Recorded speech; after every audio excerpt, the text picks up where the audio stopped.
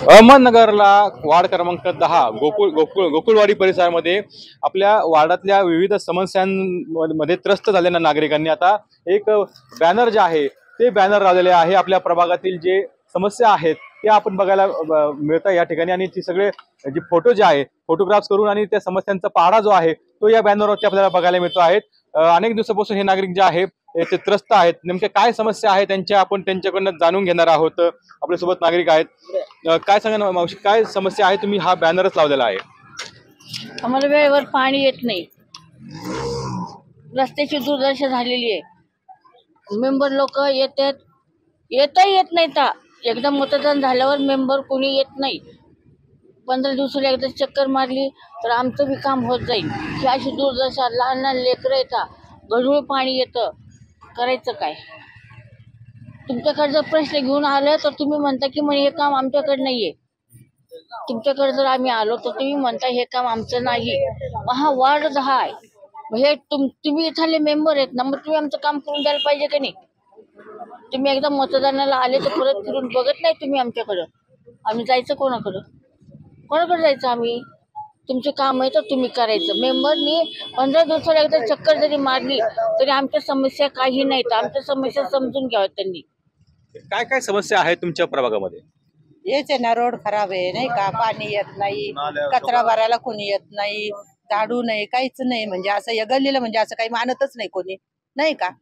म्हणजे आता मतदानाच्या वेळेस येतात नाही का, मतदानाच्या वेळेस येतात परत आता 4 वर्ष झाली, आता कुणी लक्ष द्यायला नाही ना। असं कुठं असतं का? आता आम्ही किती केलं तर आम्ही थकायला लागलो। आता पर चालताना म्हणजे चालताच यायला नाही ना अजिबात। आमचे हातपाय फ्रॅक्चर झाल्यावर ते देणार आहे का भरून आम्हाला?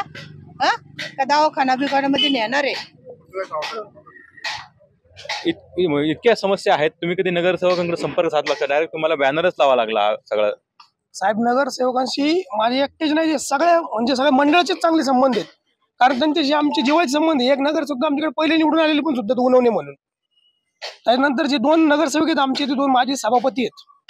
म्हणजे यांना कामाची कुठे अडचण नाही आल्या पाहिजे आणि जवळ राहिले आहेत, एका कुठं लांब नाही आहेत। एक फोन केला तर 10 मिनिटात येणार आहेत किंवा आम्ही त्यांच्याकडे 10 मिनिटं येणार आहेत। आतापर्यंत आम्ही 365 दिवस जे आपण म्हणतो एका वर्षाचे असतात तेवढे जरी खेटा झाले असतील 4 वर्षात, त्याचं त्यांना काही मूल्य नाही। त्यांना असं वाटतं की हे आपण मॅन पॉवर, मनी पॉवर वापरतो, मतदान होतं, सगळी वेळेस तसं नसतं। आज आम्ही तुम्हाला हे बॅनर लावला, 8 दिवस झाले, एक जण नाही आला बघायला। आता तुमची पुढची भूमिका काय असेल? पुढची भूमिका आता आमच्या डोक्यामध्ये त्यांचा सत्कार तर घ्यावा लागेल चांगला मोठा, कुठल्या पद्धतीचा ते त्यावेळेस तुम्हाला कळेल।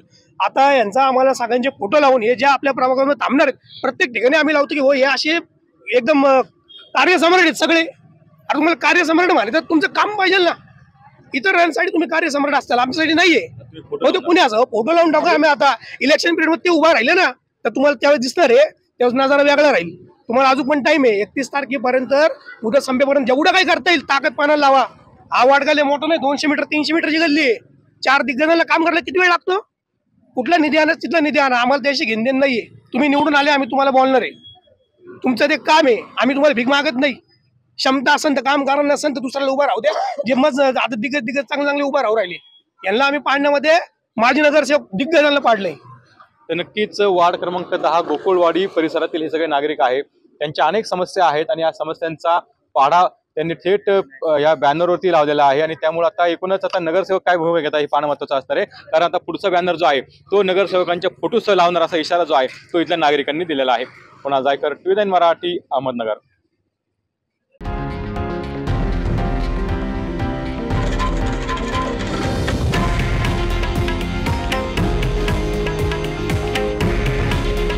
हे आहे देशातील नंबर 1 न्यूज नेटवर्क आणि आपण पाहत आहात TV9 मराठी। काळजी तुमची, हित महाराष्ट्राचं।